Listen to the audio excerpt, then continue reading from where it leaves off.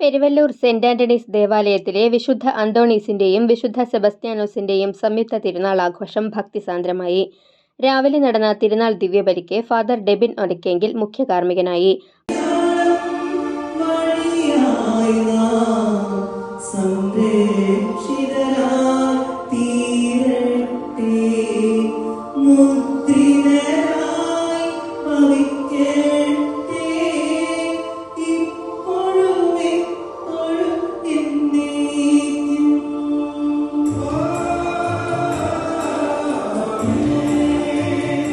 Father Aneesh Kuthur തിരുനാൾ സന്ദേശം നൽകി.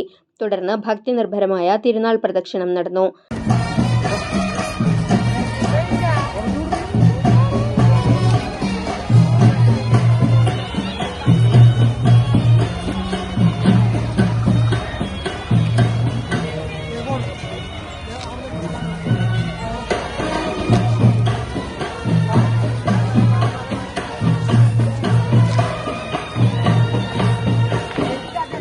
ആഘോഷങ്ങൾക്ക് ഇടവക വികാരി ഫാദർ ഫ്രാങ്ക്ലിൻ കണ്ണനായ്ക്കൽ, കൈക്കാരന്മാരായ ചാക്കോച്ചൻ ചിറമൽ, ബൈജു ചിറമൽ, ഡെന്നി കുത്തൂർ, തിരുനാൾ ജനറൽ കൺവീനർ ജോഫി കുത്തൂർ, ബാബു മുട്ടത്ത്, ജോയ് പാലയൂർ, ജോൺ തട്ടിൽ എന്നിവർ നേതൃത്വം നൽകി.